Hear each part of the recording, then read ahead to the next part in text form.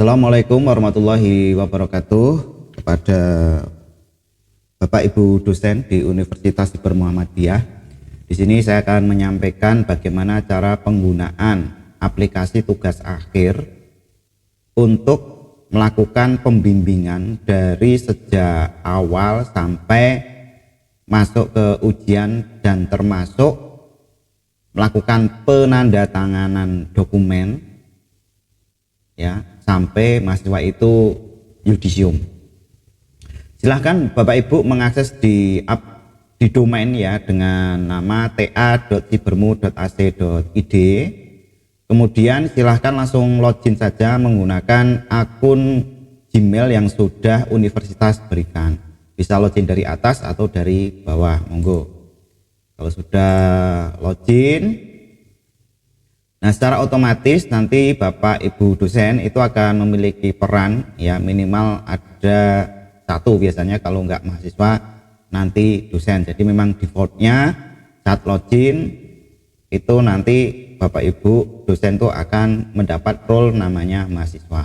Mungkin dosen ini harusnya ada dua ya, dosen sama mahasiswa. Kalaupun belum muncul dosennya nggak ada masalah, Bapak Ibu tetap bisa melakukan pembimbingan ya. Kemudian kalau yang di bawah ini biasanya kalau misalkan muncul tampilan seperti ini juga nggak ada masalah. Mungkin juga muncul tampilan bahwa belum mendapatkan bimbingan, itu nggak ada masalah. Tapi yang terpenting adalah munculnya tombol cek bimbingan mahasiswa. Ini yang paling penting. Nah, kalau ini belum muncul berarti Bapak Ibu dosen itu belum dipaketkan, Bapak Ibu itu membimbing mahasiswa atau tidak. Nah, jadi tombol ini muncul itu karena Bapak Ibu sudah mendapatkan bimbingan ya, mahasiswa yang dibimbing itu sudah ada.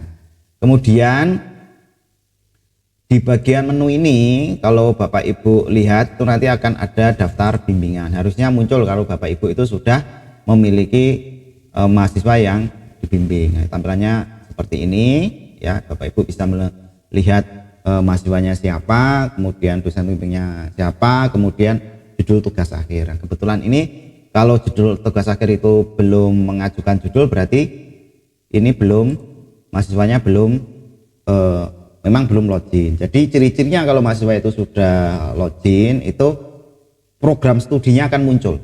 Nah, jadi kalau model seperti ini berarti mahasiswanya belum login. Tetapi kalau sudah muncul seperti ini, prodinya sudah muncul, kemudian ini sudah pasti login, cuman mahasiswa ini belum mengajukan jenis tugas akhir dan judulnya.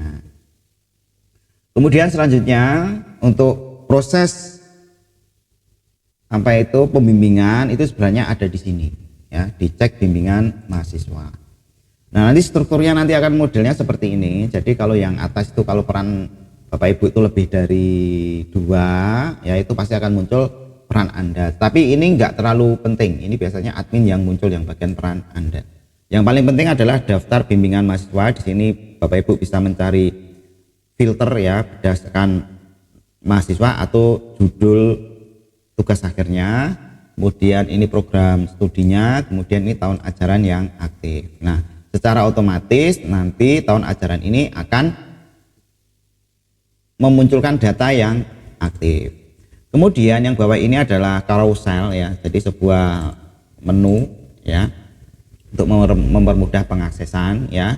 Ada antrian review. Antrian review itu sama dengan bahwa mahasiswa tersebut masih kondisinya pending ya.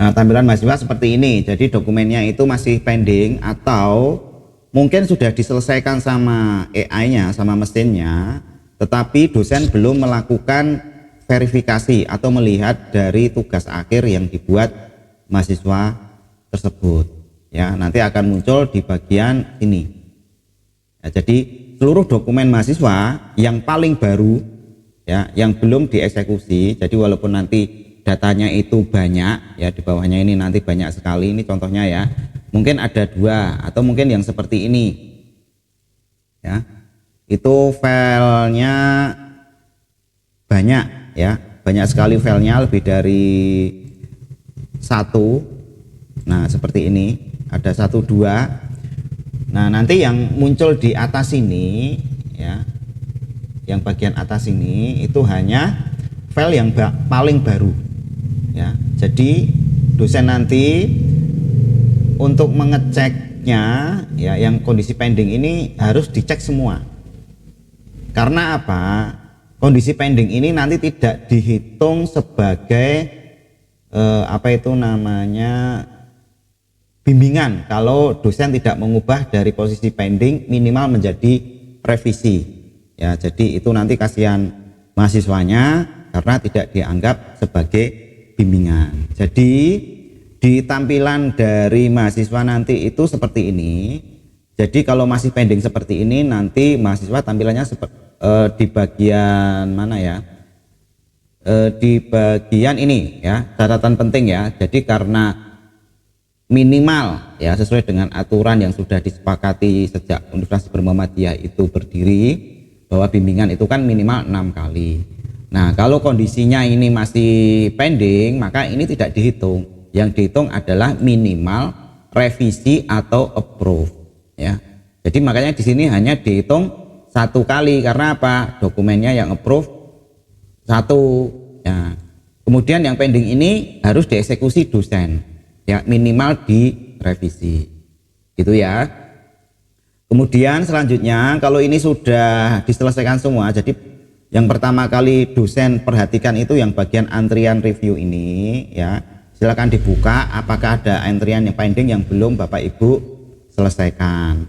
Nah, sebaiknya ya, mungkin karena ini nanti yang muncul adalah dokumen pending yang paling baru ya, dokumen pending yang paling baru, maka nanti Bapak Ibu dosen memang harus mengecek di setiap apa itu namanya setiap sub ya, di setiap bab gitu ya. Jadi yang pending itu ada berapa, nanti mungkin akan saya sesuaikan juga untuk antrian review itu selama ada berkas yang pending, karena kadangkala itu mahasiswa mengupload dokumennya itu lebih dari 1 dan banyak yang pending. Kalau nanti dosen itu tidak mengubah menjadi revisi, maka hak mahasiswa itu untuk apa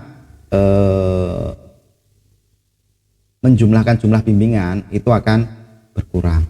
Kemudian di bawah ini, di sini ada 2, ada karusel lagi ya. Ini bagian bab. Jadi bab ini akan muncul jika babnya itu masih pending. Jadi seperti ini. Jadi kalau ada bab pending seperti ini, maka nanti akan muncul di bagian ini. Nah, kebetulan yang Joko Supriyanto ini dia ngambilnya jurnal. Jadi jurnal itu hanya ada 2 ya. Dia itu nanti yang pertama adalah awal atau cover, itu sama dengan struktur di skripsi. Kemudian ada file jurnal. File jurnal ini tergantung dari template publishernya ya. Jadi hanya ada 2 kalau yang tugas akhir. Kemudian yang ini, yang bawah ini 8 bab. Nah, kalau 8 bab ini biasanya ini skripsi. Nah, ini juga sama. Jadi bab yang masih pending ini akan dimunculkan di sini. Ya, idealnya babnya itu harus approve. Ya, harus approve. Jadi pastikan nanti dosen kalau dinyatakan ya tugas akhir mahasiswa itu layak untuk ujian, maka semua bab itu tidak boleh pending, harus approve dan tidak boleh revisi.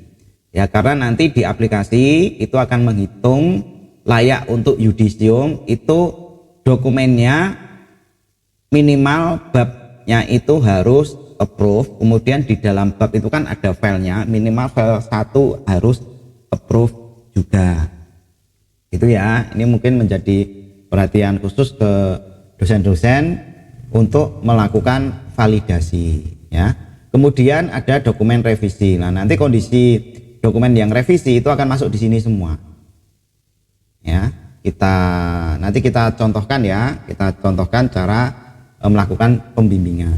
Kemudian permintaan tanda tangan, tanda TTE bimbingan TA. Jadi mahasiswa nanti yang ingin mengajukan tanda tangan bimbingan itu menggunakan aplikasi yang namanya tte.cibermu.ac.id. Harus dimasukkan di sini, nanti pilih bimbingan TA. Bapak Ibu itu pasif saja menunggu nanti di sini muncul.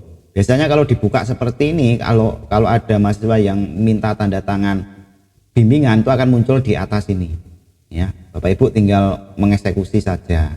Kemudian chat mahasiswa belum dibalas. Jadi ada fitur chatting online ya di sebelah kanan ini ya. Jadi setiap mahasiswa itu ada chatting online seperti ini. Kalau mahasiswa itu chatting dosen, nanti di sini akan muncul angka 1 dan seterusnya. Jadi Bapak Ibu nanti tinggal membalas. Jadi kalau tampilannya online ini menandakan bahwa mahasiswanya sedang online. Kalau nanti offline, mahasiswanya sedang offline. Dan apakah online atau offline bisa mengirim?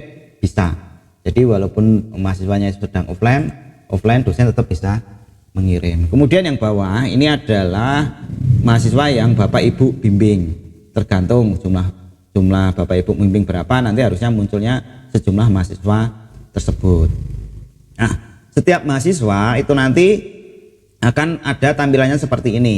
Yang pertama ada login alias sebagai mahasiswa Asdoko. Jadi dosen itu bisa melihat tampilan dari page-nya mahasiswa tanpa Bapak Ibu harus mengira-ira. Ini contohnya ya, login sebagai mahasiswa Joko Supriyanto, atau mungkin ini saja yang bawah supaya nanti membedakan antara dokumen file saya dengan mahasiswa ini ya.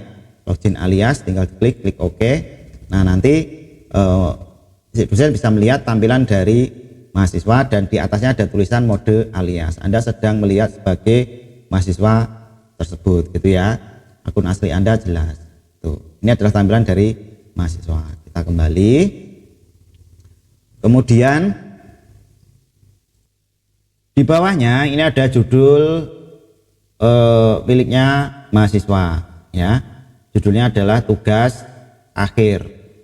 Ya, judulnya tugas akhir. Bapak Ibu tinggal melihat saja di bawahnya itu mahasiswa ini mengambil jurnal atau mengambil skripsi. Kalau mengambil jurnal biasanya ada dua ya. Awal garis miring cover sama file jurnal. Oh, berarti mahasiswa ini mengambil jurnal. Ya. Kemudian di bawahnya ada jumlah bimbingan ya. Revisinya berapa, approve-nya berapa, totalnya berapa. Jadi di sini menampilkan bahwa mahasiswa tersebut belum memenuhi syarat karena bimbingan minimal 6. Nah, kalau mahasiswa itu mengambil tugas akhirnya skripsi, sebenarnya sudah didesain sedemikian rupa sehingga jumlah bimbingannya itu bisa 8 secara otomatis ya. Jadi sudah terpenuhi. Nah, untuk yang jurnal ini memang Bapak Ibu harus menyesuaikan karena setiap jurnal ini kan file intinya kan berada di sini sebenarnya, file jurnalnya. Jadi semua file jurnal dimasukkan sini dan isinya pun berbeda-beda sehingga tidak bisa dibuat struktur seperti skripsi yang jelas yang memiliki aturan dari pihak universitas sehingga bisa disusun jumlah bimbingnya berapa. Nah, oleh sebab itu untuk yang di bagian jurnal nanti silahkan gimana caranya, intinya minimal pembimbingan 6 kali minimal. Lebih dari itu gimana? Nggak ada masalah. Terus penghitungan revisi dan dianggap itu bimbingan, apa minimal status dokumennya? Minimal adalah revisi atau kalau sudah approve juga itu dihitung. Jadi selain ini maka tidak dihitung gitu ya. Terus kemudian ini yang jalur yang bawahnya ini adalah dokumen pendukung tugas akhir.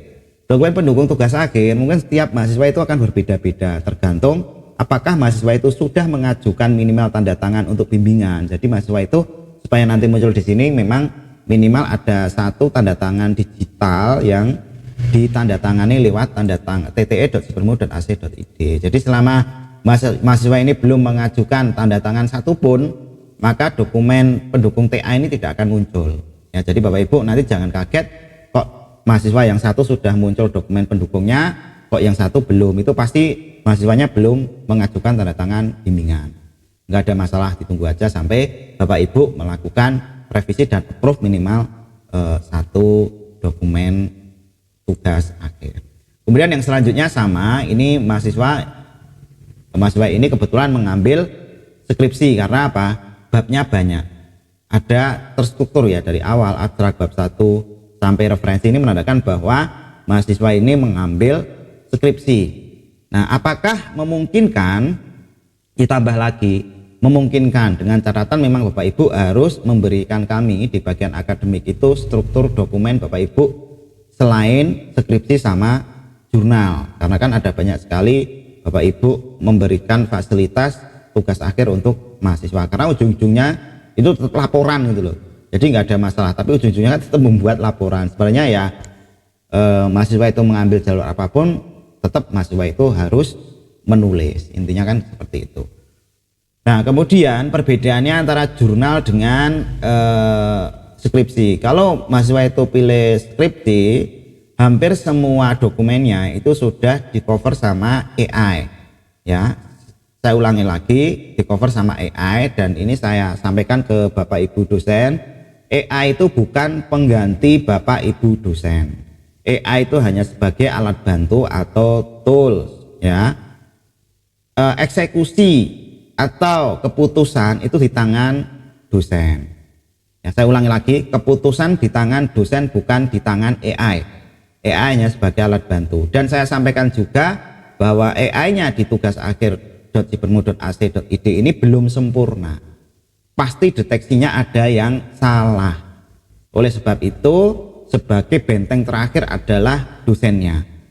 Nah, di satu sisi akademik itu, kenapa AI itu bukan menjadi tulang punggungnya sebagai tools, tujuannya untuk mencari orang yang bisa disalahkan, itu ya. Jadi poin utamanya aplikasi ini sebenarnya salah satu yang terpenting adalah walaupun kita menggunakan teknologi, di dalam teknologi itu harus ada orang yang bertanggung jawab, harus ada orang yang disalahkan kalau terjadi sesuatu. Makanya oleh sebab itu jumlah bimbingan ini minimal revisi atau approve itu tidak dieksekusi sama AI, tapi dieksekusi sama dosen.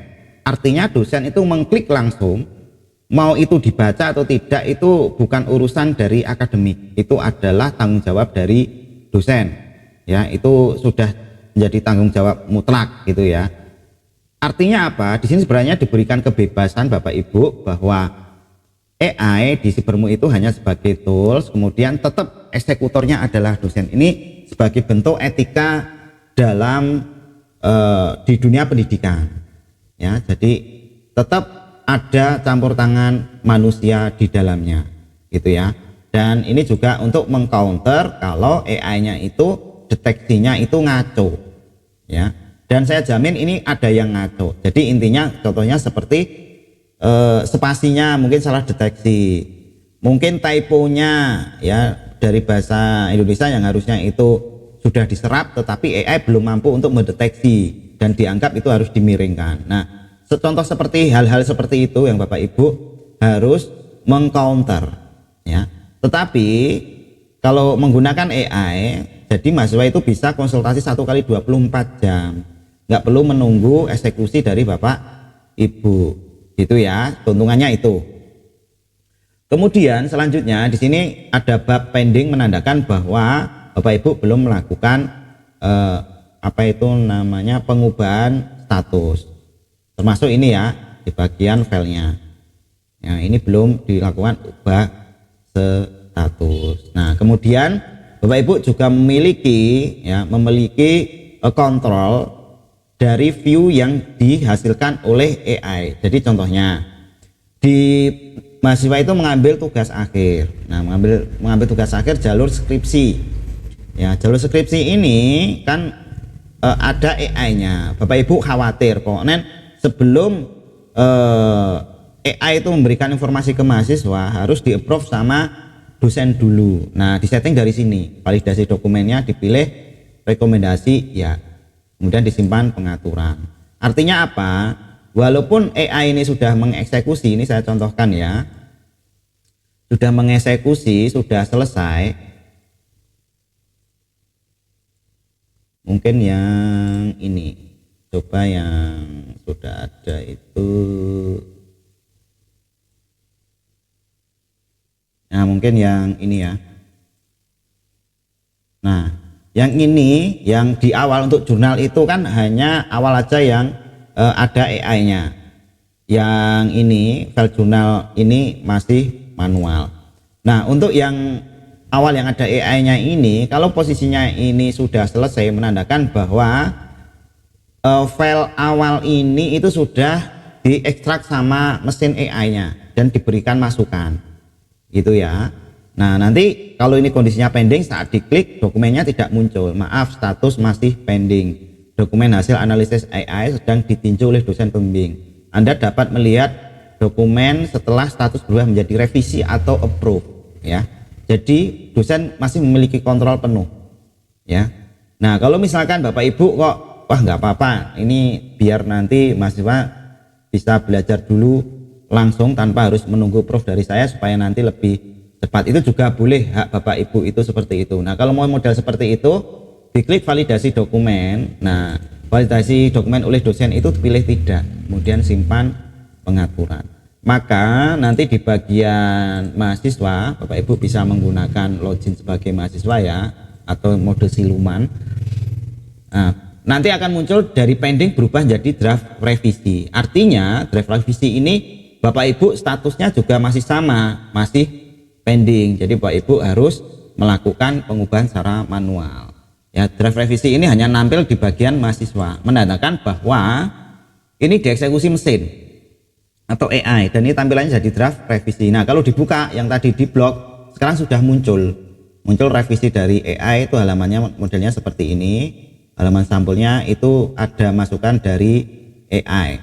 Kemudian untuk melihat tampilannya dilihat dari sini di mahasiswa. Nanti akan dikasih masukan ya di blog-blog seperti ini ya. Kemudian kalau di sini kebetulan tidak ada kesalahan atau oke. Nah, kita lihat yang ada kesalahan ya. Nanti yang ada kesalahan itu yang ini, yang jurnal salah. Tampilkan. Nah, nanti akan banyak blok warna putih merah ini. Nah, ini yang perlu saya sampaikan ke Bapak Ibu dosen. Bisa jadi review asing dari kata asing ini ada kesalahan. Nah, inilah makanya feedback dari dosennya harus gimana, apakah ini sudah di ACC atau tidak. Memang ada kelemahannya kalau Bapak Ibu itu tidak melakukan validasi dulu sebelum ditampilkan di mahasiswa itu bisa kemungkinan bingung. Tapi disampaikan aja mungkin di grup ya, kalau saya sendiri itu saya loskan itu dalam artian saya tidak melakukan validasi biar nanti mahasiswa belajar dari apa itu namanya cara menulisnya ya, itu Bapak Ibu, ini contohnya. Jadi yang tidak ada warnanya tadi berarti sudah dibenarkan sama AI itu. Kemudian selanjutnya, nah ini perlu saya sampaikan juga bahwa untuk skripsi itu ada template-nya, silahkan di download di sini ya. Jadi mahasiswa itu bisa sebelum melakukan upload dokumen di sini memang sudah ada warning kalau tidak menggunakan template akan banyak kesalahan. Nah, disitulah sebenarnya nanti mahasiswa bisa belajar. Nah, bisa jadi nanti mahasiswanya nguploadnya banyak ya.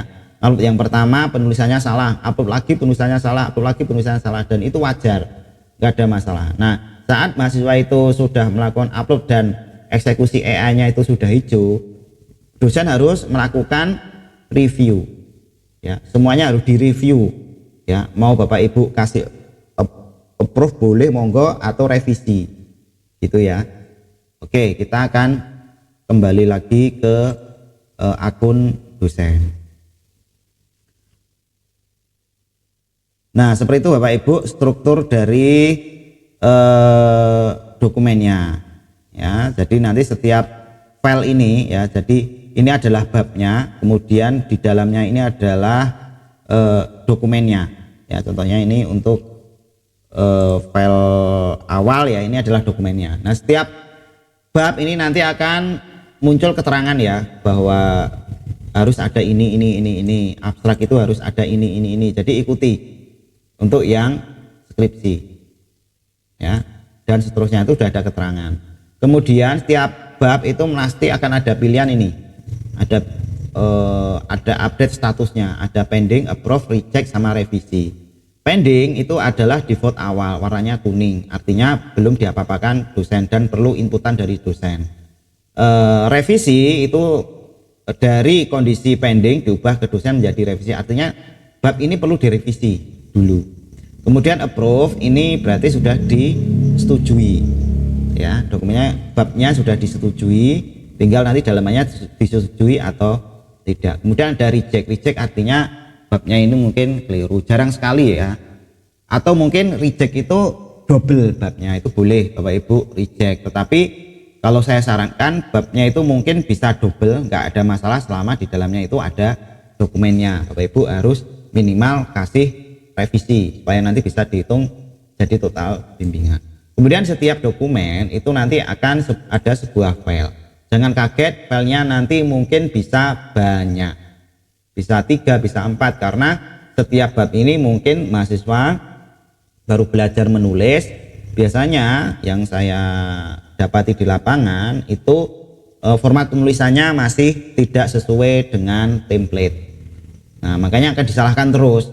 Makanya di dalam akunnya mahasiswa ini diberikan sebuah template ya, dan Bapak Ibu bisa mendownload dengan catatan Bapak Ibu login sebagai mahasiswa untuk bisa mendownload template tersebut. Nah, template tersebut itu sebenarnya sudah disiapkan dari heading 1 sampai heading 4, jenis tabelnya, daftar isi semuanya sudah jadi, mahasiswa tinggal mengisi saja. Jadi nggak perlu melakukan pembuatan dari awal ya, untuk mempercepat proses penulisan saja. Kemudian di bagian setiap file ini nanti akan ada opsi preview hasil AI-nya. Bapak Ibu bisa mendownload file aslinya ya. Kemudian di sini penilaian dosen wajib harus dinilai gitu. Oke gitu Bapak Ibu. Kemudian yang selanjutnya ini ada laporan analisa AI. Ini dapat diedit, Bapak Ibu bisa mengedit di sini. Bisa Bapak Ibu tambahkan, bisa Bapak Ibu kurangkan. Termasuk di dokumennya. Di dokumennya Bapak Ibu bisa tambahkan, bisa Bapak Ibu kurangkan. Ini contohnya yang sudah ada saja ya. Ini saya tampilkan. Nah, ini sudah muncul tampilannya sama dengan di mahasiswa. Nah, kalau misalkan kok di sini sudah muncul pending seperti ini, tapi di sini belum hijau, menandakan bahwa AI ini belum mengeksekusi, artinya belum ada result atau hasil ya. Jadi minimal Bapak Ibu jangan kaget, wah ini pending kok dibuka nggak bisa, berarti ini belum selesai, mahasiswa belum beres ya, belum beres. Ciri-cirinya kalau ini walaupun pending tapi sudah bisa dibuka itu AI oke ya. Ini khusus yang ada AI-nya. Skripsi ada AI-nya semua, jurnal hanya di awal. Nah, untuk file jurnal ini nanti tidak akan muncul seperti itu, paling hanya pending saja karena ini nanti dilihat secara manual sama dosen gitu ya. Oke, gitu Bapak Ibu. Semoga video ini bermanfaat. Kita lanjutkan di video selanjutnya. Wassalamualaikum warahmatullahi wabarakatuh.